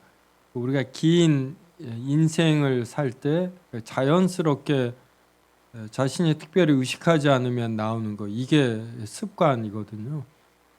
그리고 우리가 어거스틴 같은 사람, 아리스토텔레스 이런 사람 보면은 저작물이 참 많아요. 그때는 이런 컴퓨터도 없는데 어떻게 이렇게 많은 걸 썼을까?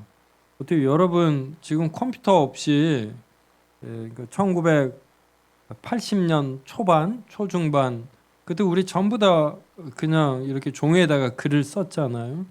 이런 거 쓰실 수 있겠어요? 아마 이게 힘들다 그러는데 이거 우리가 한 일주일만, 한 며칠만 하면 이게 또 됩니다. 컴퓨터로 할 때는 뭘 썼다가 빨리 지우잖아요. 근데 종이에다 쓰면 이런 게 안 되거든요. 근데 이게 또 돼요. 그래서 이렇게 좋은 스마트폰이 없고 그럴 때 아리스토텔레스나 어거스틴 같은 경우는 이제 깊은 사고를 할 수가 있었던 것이죠. 그래서 우리가 컴퓨터 없이 글을 쓰면은 또 이렇게 신중히 생각하면서 정돈된 것을 종이로 쓰기 때문에 이게 가능한 것이에요. 좀 불편은 하겠지만은. 그래서 이 스마트폰을 우리가 너무 많이 썼을 때 장단점이 있잖아요. 그래서 자신이 스마트폰을 잘 쓰고 있는가, 어떻게 하면 잘 쓸 수 있는가, 이걸 구체적으로 생각해서 스마트폰을 선용하는 것, 이러한 것이 필요하다고 봅니다. 그래서 신자는 신자라고 해서 어떤 잘못된 습관에서 이렇게 비켜가지 않아요. 잘못된 습관이 신자에게도 찾아옵니다. 그래서 우리가 좋은 생활 습관, 태도 갖는 것이 필요한데 스마트폰의 영향이 너무나 크므로 우리가 이걸 잘 사용하는 법을 가져야 됩니다. 이제 46문으로 가서 그리스도의 구체적 사역을 살펴봅니다. 묻고 답합니다. 그리스도의 낮아지심의 신분이란 무엇입니까?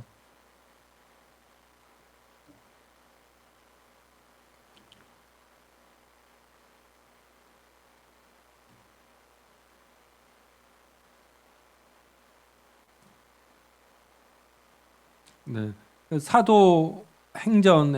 사도신경에서 우리 주 예수 그리스도를 믿사오며 이제 하면서 우리가 그리스도의 사역을 나열을 하거든요. 그럴 때 요 앞부분에 있는 것이에요. 성령으로 잉태하사 동정녀 마리아에게 나시고 본디오 빌라도에게 고난을 받으시고 십자가에 못 박혀 죽으시며 장사한 지 사흘 만에, 요 장사한 지 사흘 여기까지가 낮아짐이 됩니다.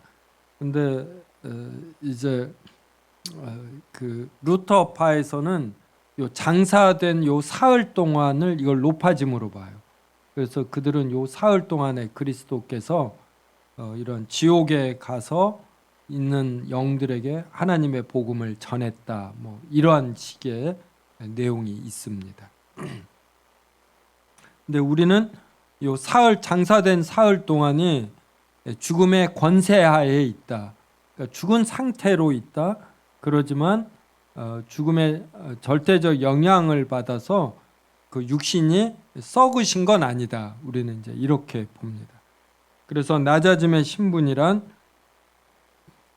그분께서 우리를 위하여 자신의 영광을 비우시며 자신의 잉태와 출생, 그래서 마리아에게 잉태되고 성령으로 말미암아 출생한 것. 그 다음에 그 이후에 사셨거든요. 그래서 키가 자라고 지혜가 자랐습니다.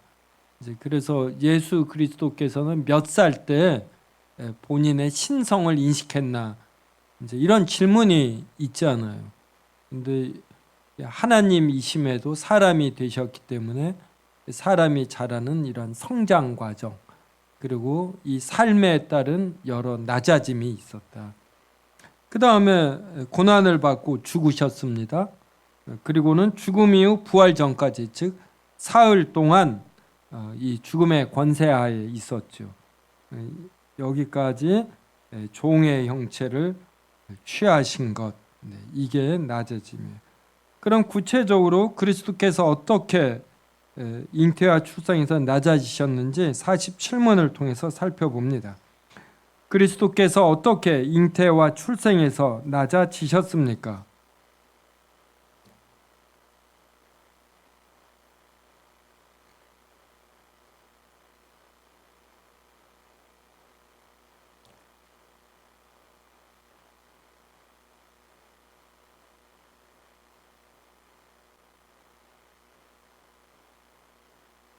네, 여기에서 그리스도께서 영원부터 아버지 품속에 있는 하나님의 아들이심에도 이 아버지의 품속에 있다라는 것은 성부 하나님과 성자 하나님의 관계가 아버지와 아들의 이런 깊은 관계다. 이걸 나타내는 거지요. 그리스도께서는 영원부터, 요 영원부터라는 것은 지금도 예수 그리스도와 성부 하나님의 관계는 아버지와 아들의 관계이다.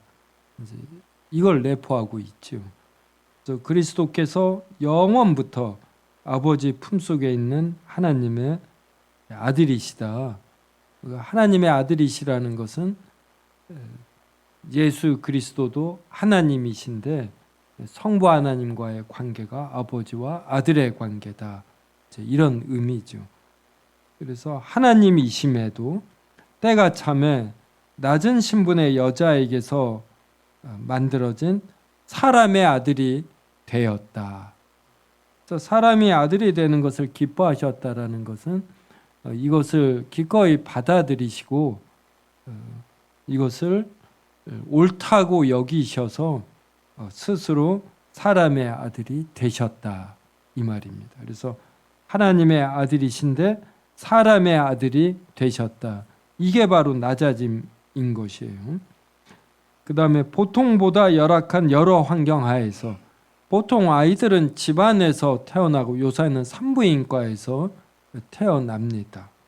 그런데 보통보다 열악한 여러 환경, 그래서 마구간에서 말들이 먹는 그릇, 이 구유에 태어났어요. 그러니까 보통보다도 열악한 환경인 것입니다. 그리고 이러한 면에서 마리아도 이제 일반적인 신분보단 이제 낮은 신분이었다 이 말이에요. 그래서 일반인보다도 못한 상태에서 태어나 자라나셨다. 그러니까 이런 면에서도 낮아지신 것이다 이런 의미죠. 그래서 보통보다 열악한 여러 환경 하에서 그녀에게서 태어나기를 기뻐하심으로써 자신의 잉태와 출생에서 낮아지셨습니다. 네. 그래서 485쪽에 있는 표를 보면 그리스도의 세 가지 직분, 선지자, 제사장, 왕. 그 다음에 이 세 가지 직분이 어떤 신분 하에서 수행되었는가? 낮아짐과 높아짐. 그래서 그리스도의 사역은 율법 아래 나심, 고난, 죽음, 장사. 네, 여기까지가 이제 낮아진 것이라고 보고, 그다음에 부활, 승천, 좌정, 재림, 이것은 이제 높아짐이라고 보는 것입니다. 그래서 그 밑에 표 보면 그리스도의 신분에 따라 나눈 사역. 네. 그래서 낮아짐과 높아짐이라는 신분, 상태가 있었다 이 말이죠. 네.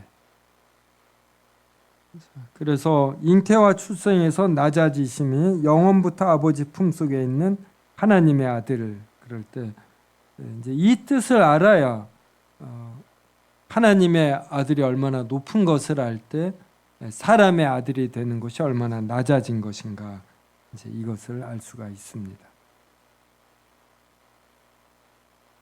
자, 이것은 어느 정도 제가 설명했기 때문에 그냥 넘어가겠습니다. 이것도 특별히 어려운 게 없어요. 그냥 쭉 읽으면은 쭉쭉 이해됩니다. 제48문입니다. 생애에서의 낮아지심. 자, 그리스도께서 어떻게 자신의 생애에서 낮아지셨습니까?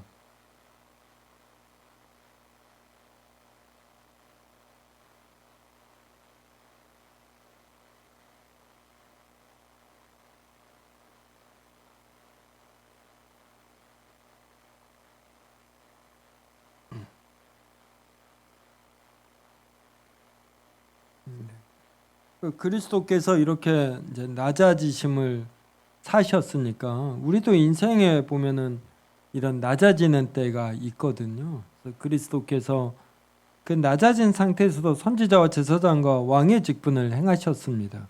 그러니까 우리도 어떠한 낮아진 상황에서도 이렇게 선지자와 제사장과 왕의 직분 이러한 걸 행할 수 있어야지 돼요. 그러니까 이런 면에서 사도 바울은 낮아짐에도 풍요에도 다 처할 수 있다. 자신에게 힘 주시는 이 안에서 모든 것을 할 수 있다. 이랬습니다. 그런데 어떤 사람은 이렇게 낮아진 거 이걸 잘 감당하지 못하는 분이 있어요. 근데 제 친구 중에 한 명도 이러더라고요. 아이를 낳았는데 2명인가 있는데 차가 없었대요. 근데 이 아이 둘을 데리고 아내와 함께 택시를 타서 가는 거, 이게 힘들었다라고 친구니까 저에게 진심으로 이렇게 말해줘요. 근데 저도 둘째 날 때까지인가 차 없었거든요. 우리는 주일날 교회 갈 때 아이 안고 버스 타고 갔었습니다. 개인적으로 그런 게 별로 좀 힘이 안 들었어요. 좀 제 성향일 수도 있고, 이제 저도 여러 면에서 나쁜 성향과 부족한 인격이 있는데, 이제 어떤 그리스도의 낮아짐을 생각하면은 또 우리도 우리의 그 낮아진 처지를 이렇게 당당하게 모욕감 안 느끼며 이렇게 잘 대처하는 거, 견디는 거 필요하다 하겠습니다. 48문에서 그리스도께서 자신을 율법에 복종시키신다라는 것은 그리스도는 하나님으로서 모세에게 십계명을 주신 분이에요. 십계명으로 대표되는 모든 율법을. 이 율법을 그리스도가 이제는 지켜야지 됩니다. 그래서 그리스도께서 자신을 율법에 복종시키시고 그 율법을 완전히 성취하셨다라는 것은 모든 율법을 지키셨다, 이런 의미입니다. 또한 사람의 공통적인 본성에 속하거나, 그래서 사람이라면 먹어야지 됩니다. 그리고 자야지 되고, 일을 많이 하면 피곤합니다. 이런 공통적인 본성을 지니셔야지 돼요. 그다음에 특별히 그분의 그 낮아진 처지에서 따라오는, 그래서 사람들의 죄를 짊어지고 십자가에 죽으셔야지 되거든요. 그러니까 일부러 예루살렘에 잡히러 올라갑니다. 그리고 십자가에 못 박혀요. 이게 그 낮아진 처지에서 따라오는 세상의 모욕이고 사탄의 시험이고 자기 육신의 연약함과 맞서 싸우십니다. 어떻게 여러분은 세상의 모욕 이런 거 잘 견디는지요? 사람마다 잘 견디는 모욕이 있고 잘 견디지 못하는 모욕이 있습니다. 종류에 따라 다르잖아요. 근데 이제 각자마다 잘 견디지 못하는 모욕이 있을 때 또 예수님의 모욕을 생각하면 견딜만 하고, 또 사도 바울이 당한 이 모욕들, 어려운 고난들을 보면 또 우리도 견딜만 하잖아요. 근데 이제 지금은 경제적으로 우리 사회가 잘 사니까 이게 오히려 이 사역자들을, 또 신자들을 힘들게 하는 면도 있는 것이에요. 여기에서 떨어지면 안 된다라든지, 또 사역자들 같은 경우는 다른 사역자들과 견주어서 교회의 양이 작을 때 있던 상대적인 위축감 이런 거 있습니다. 그런데 하나님의 영광, 본질을 생각하면 그게 아무것도 아니거든요. 그래서 우리 안에 있는 우리가 높아지려는 것, 이제 이런 것과 우리가 치열하게 싸워야지 되죠. 이런 예수님의 낮아지심을 생각하면서. 그래서 넘겨서 보면은 490조 밑에서 한 10째 줄, 12째 줄 정도에 그리스도는 자신의 죽음을 통해서는 우리의 죄값을 지불하셨고 자신의 생애를 통해서는 우리 대신에 율법을 모두 지키는 일을 하셨다. 그래서 그리스도가 33년 동안, 이제 뭐 공생에 보통 33년 말하지 않습니까? 그 공생에 33년의 생애, 그리고 공생에 뭐 3년 이러는데 정확하게는 어떻든 그 기간 동안에 예수님이 하신 일이 또 모든 율법을 지키신 것이에요. 이 부분이 강조되어야지 됩니다. 그래서 아담과 하와가 행위 언약에서 율법을 못 지켰습니다.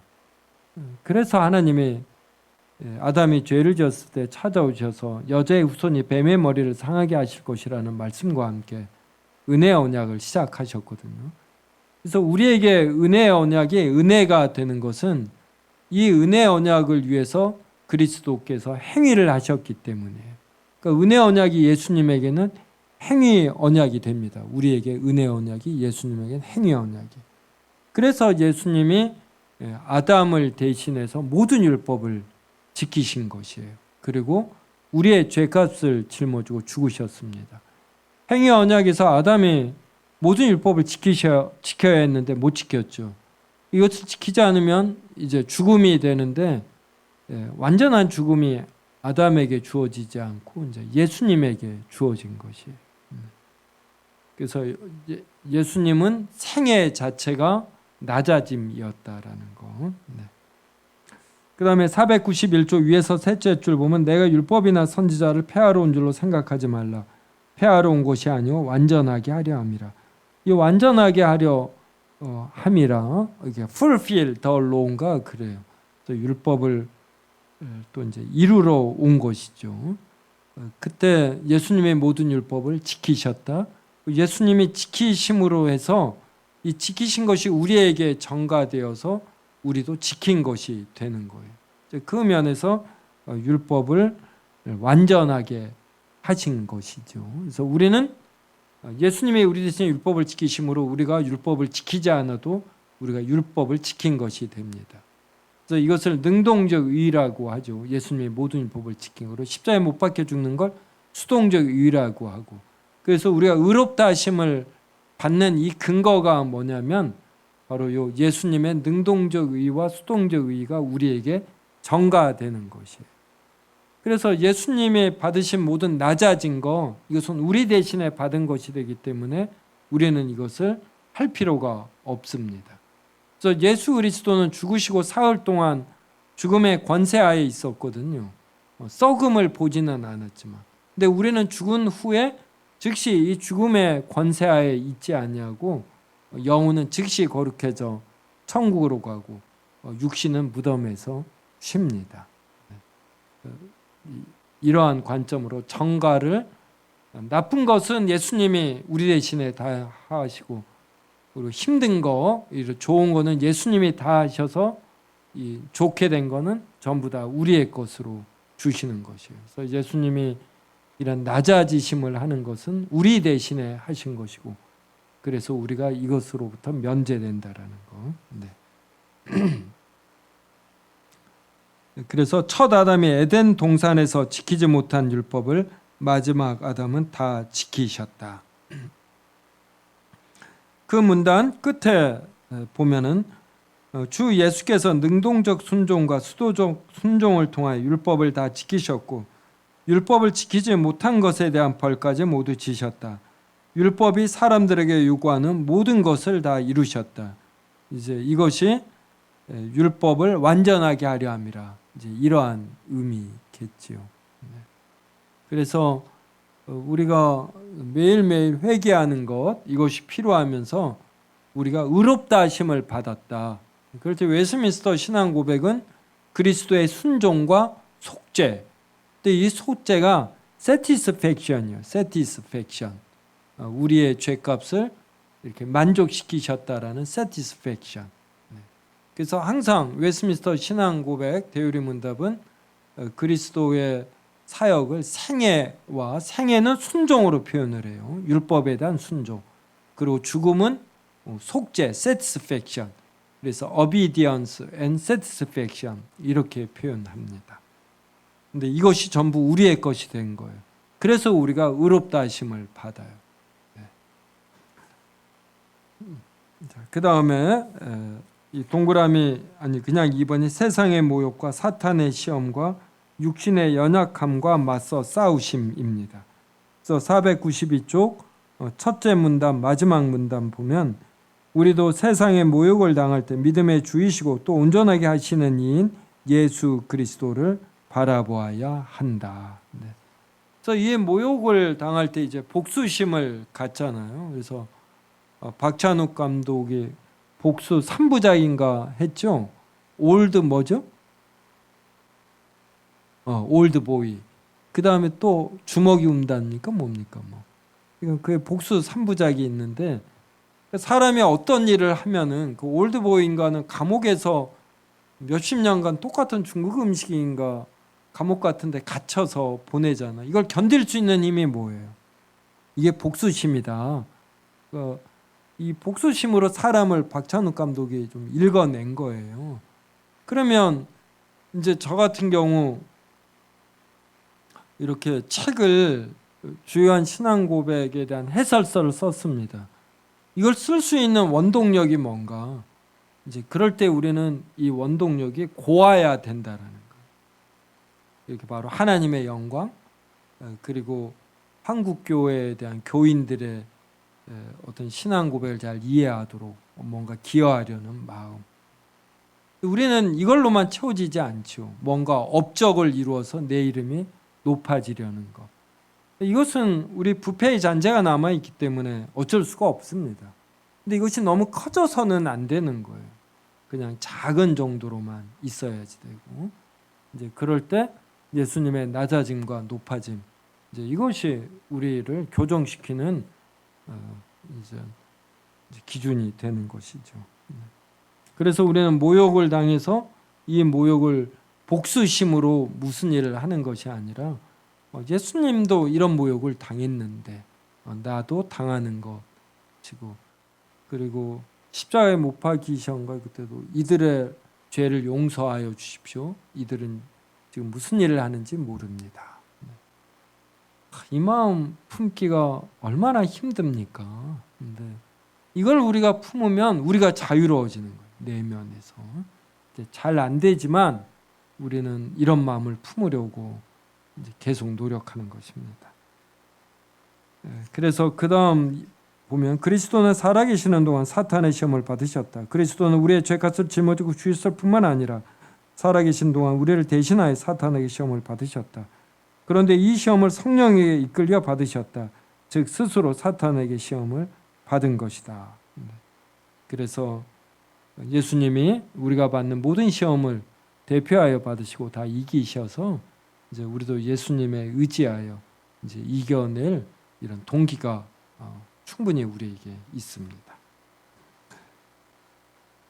그 다음은 그냥 읽어보시고, 그 다음 495쪽 보면 이번에는 이제 인터넷이에요. 우리가 유튜브와 그리고 이제 유튜브를 아니 스마트폰, 그리고 스마트폰을 통해서 이제 결국 뭐 인터넷을 하는 거죠. 또 혹은 PC로, 개인 PC로도 인터넷을 하고. 그래서 구분해서 하루에 인터넷을 얼마나 사용합니까? 주로 어떤 용도로 사용합니까? 인터넷 게임을 하는지요? 즐겨 찾기에 있는 항목들은 주로 무엇입니까? 그 즐겨 찾기 항목들이 시간이 흐름에 따라 변화합니까? 만약에 변화가 없다면 자신이 시간이 흘러도 변화와 성장이 없는 것일 수 있습니까? 신자가 유용하게 인터넷 사용을 하는 법에 대하여 나누어 봅시다. 통계적으로 사람이 하루에 몇 시간 스마트폰이나 인터넷 사용한다, 이게 나옵니다. 그리고 이게 신자라고 별반 다르지 않습니다. 그래서 우리가 습관이 결국 그 사람의 삶을 많이 좌우하니까 우리가 유용하게 쓰는 법에 대해서 좀 구체적으로 관심을 가져야지 됩니다. 이제 죽음에서의 낮아지심 묻고 답하겠습니다. 497쪽입니다. 그리스도께서 어떻게 자신의 죽음에서 낮아지셨습니까?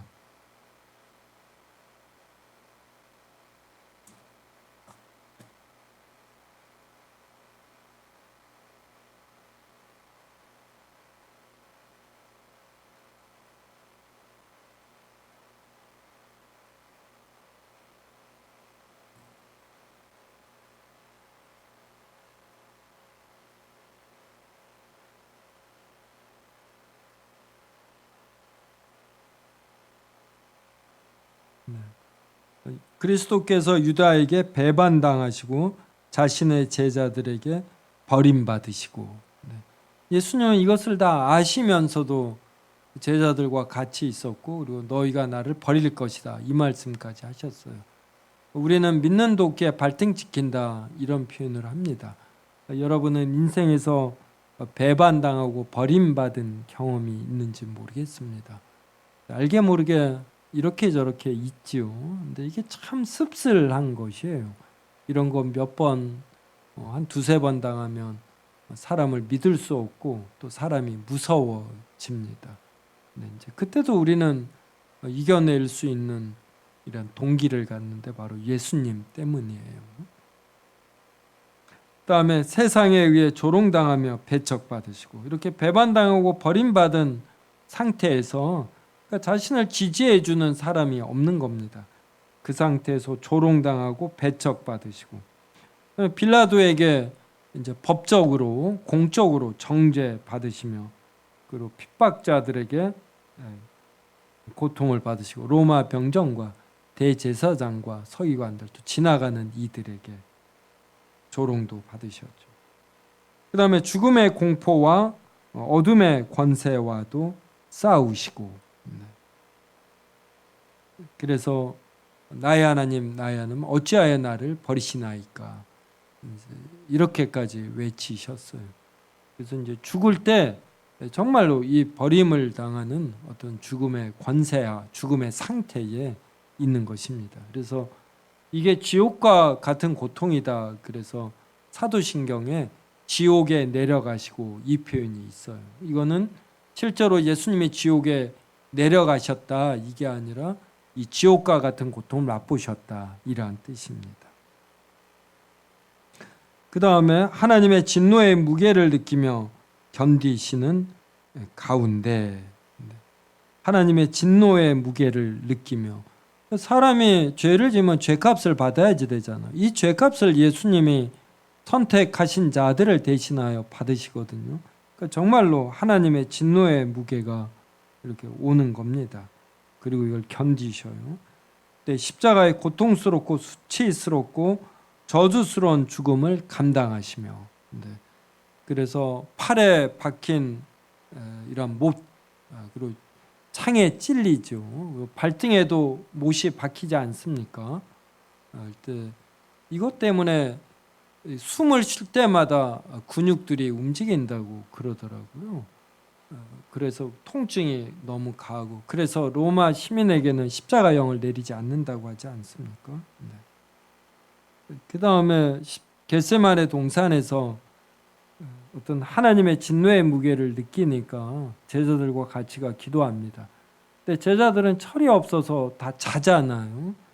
그럴 때 땀을 피처럼 흘리더라 그럽니다. 제가 뒤에도 이걸 뭐 혈안증인가 이렇게 표현해 놨는데 501쪽 한번 보시겠어요? 501쪽 밑에서 두 번째 문단에 예수님은 힘쓰고 애써 더욱 간절히 기도하셨는데 땀이 땅에 떨어지는 핏방울같이 되었다. 땀이 핏방울이 되는 현상을 의학에서는 혈안증이라고 부른다.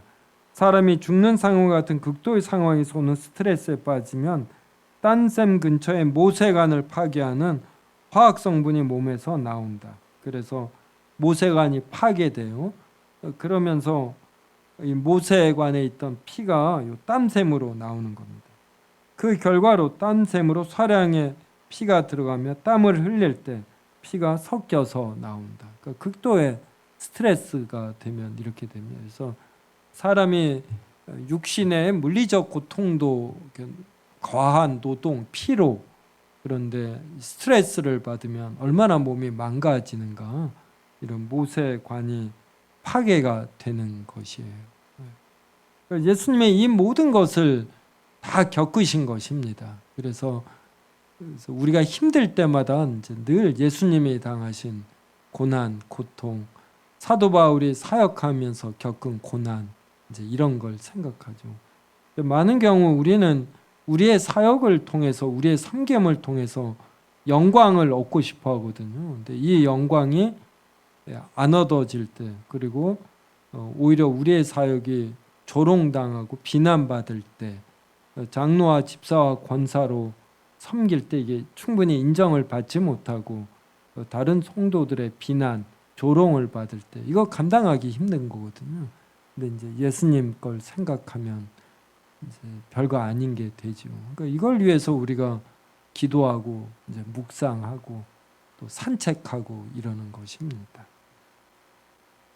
이렇게 그리스도의 낮아지심을 우리가 배울 필요가 있지요. 네. 내가 당할 이 모든 걸 예수님이 이미 당하셨구나. 그러니까 이거 생각하며 우리가 이겨내고, 그래서 바울도 궁핍에도 처할 줄 안다라고, 자신에게 능력 주시는 이 안에서 모든 걸 할 수 있다고. 이 모든 것에 이 낮은 걸 견디는 거, 풍부에도 견디는 거, 이걸 뜻해요.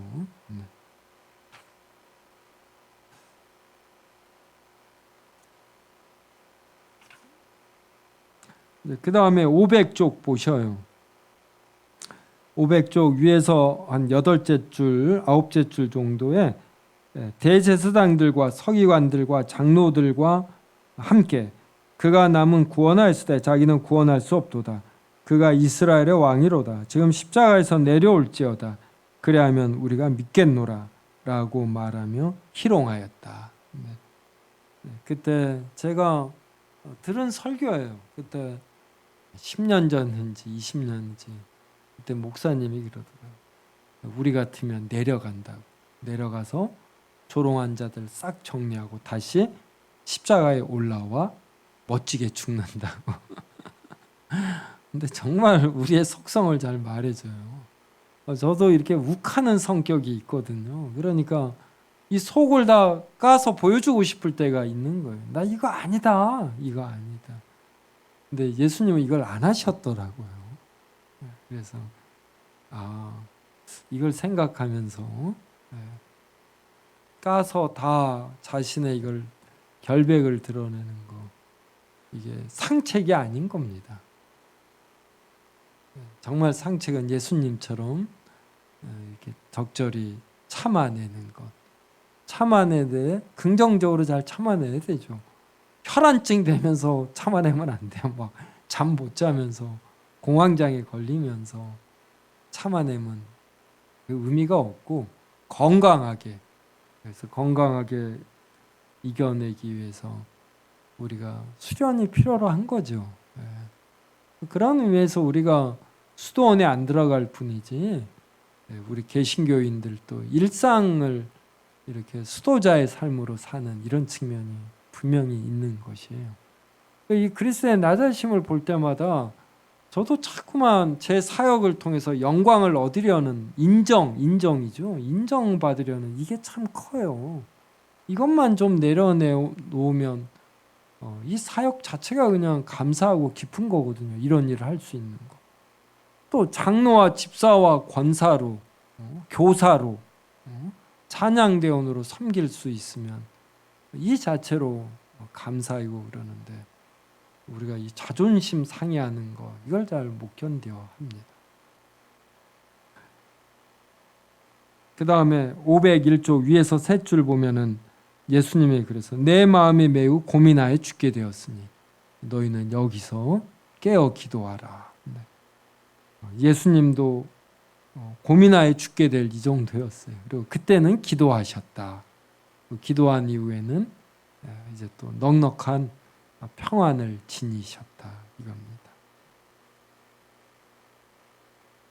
혈안증은 읽어봤죠.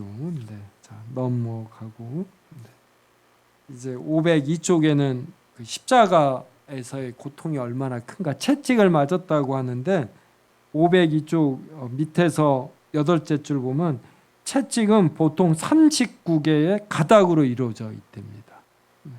그리고 가죽으로 된 채찍은 쇠 구슬이나 뼈 조각들이 또 박혀 있었대요.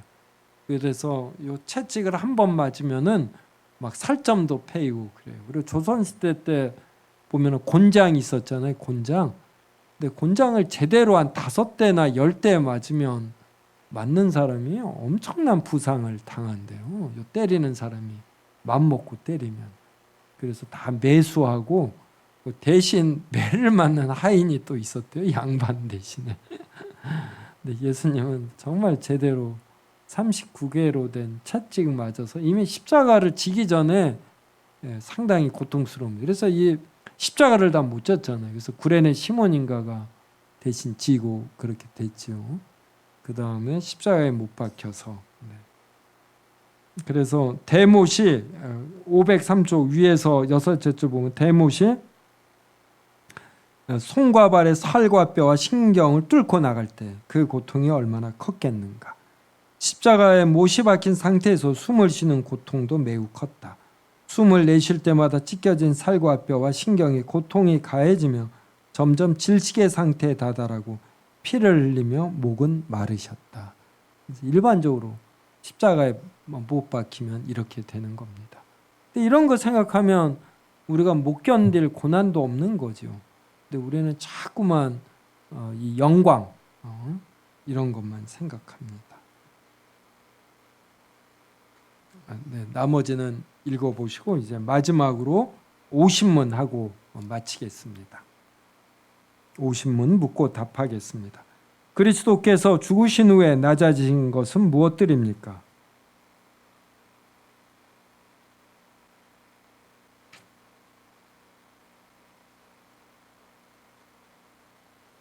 네. 네. 여기서 죽으신 후에 낮아지신 것은 장사되신 것. 장사되었다라는 것은 실제로 죽었다. 이제 이것을 잘 드러내는 것이죠. 그리고 정말로 사흘 동안 죽은 자의 상태로 사흘 동안 죽음의 권세하에 계속하여 있었어요. 그러니까 이제 이 죽음의 고통 이것을 사흘 동안 있는데 그런데 썩음을 당하지는 않으셨어요. 그래서 죽음의 권세하에 있었지만 죽음에게 패배당하지 않았다. 이게 썩음을 보지 않았다. 이걸로 표현이 된 것입니다. 그래서 이를 다른 말로 표현하면 지옥에 내려가시고, 그래서 사도신경에 공인 보내는 지옥에 내려가시고가 있어요. 그래서 지금도 유럽이나 미국의 상당수의 교회들이 사도신경을 외울 때 지옥에 내려가시고 이걸 외웁니다. 그래서 한국 장로교도 언더우드의 영향을 받았기 때문에 언더우드가 지옥에 내려가시고 이걸 번역을 했어요. 근데 우리가 장로교, 감리교 이렇게 선교사들이 서로 협력하지 않았습니까? 그때 다른 교파에서 이 부분은 빼자. 그런데 언더우드가 이것을 협력의 차원에서 받아들여서 이제 우리나라 번역본에서 지옥에 내려가시고 이 부분이 없습니다.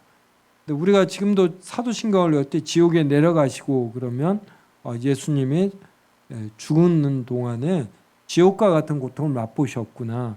근데 이 고통이 우리에게는 없구나. 예수님이 대신 다 맛보셨기 때문에.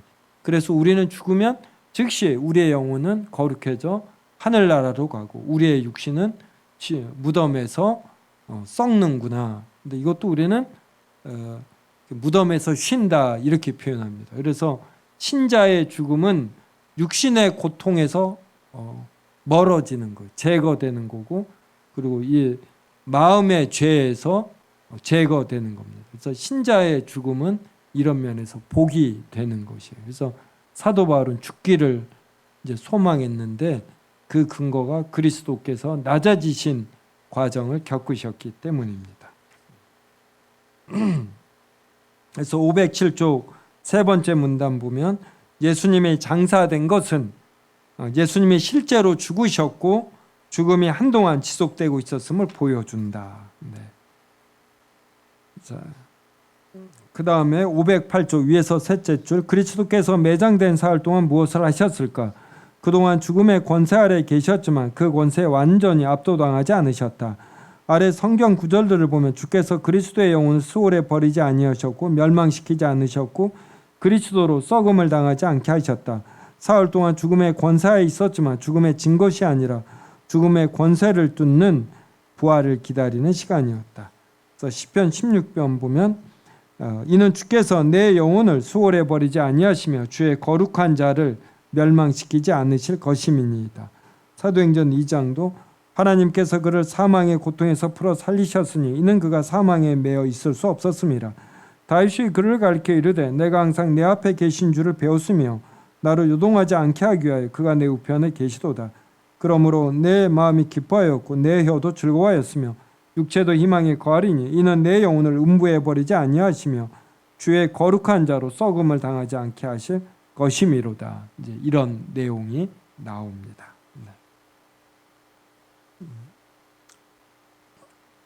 그 다음에 지옥에 내려가시고의 뜻은 이제 제가 이미 설명했고, 그 다음에 페이지 넘기면 510쪽에 위에서 넷째 줄 사도신경 간단한 소사라 제가 읽겠습니다. 지옥에 내려가시고라는 구절은 사도신경의 일부 유형에만 존재한다. 이 구절은 사도신경의 가장 오래된 210년경 판과 이어지는 판들에는 없다. 4세기의 사도신경 판에 처음 나온다. 6세기 이후의 판들에 조금 나오고 대부분의 기록본에는 나오지 않는다. 그럼에도 공인된 원문은 이 구절을 받아들이는데 그것은 이 구절이 지니는 의미 때문이다. 한국의 사도신경판에는 이 구절이 없다. 1880년에 조선 땅을 처음 밟은 언더우드 선교사가 7년 후 1894년에 사도신경을 번역하였는데 그 번역본에는 그 구절이 있었다. 그런데 1908년에 합동 찬송가를 발간하면서 일부 교단이 뺄 것을 주장하여 이 부분이 빠졌다. 예수님이 겪으신 여러 고난을 통해 예수님은 겪으신 여러 고난을 통해 말할 수 없는 두려움과 괴로움과 공포와 그리고 지옥 같은 고통을 맛보셨다. 지옥에 내려가시고는 바로 예수님이 겪으신 지옥과 같은 고통을 의미한다. 그리고 그리스도께서 이 고통을 다 맛보심으로써 우리에게는 이런 고통이 없다. 네.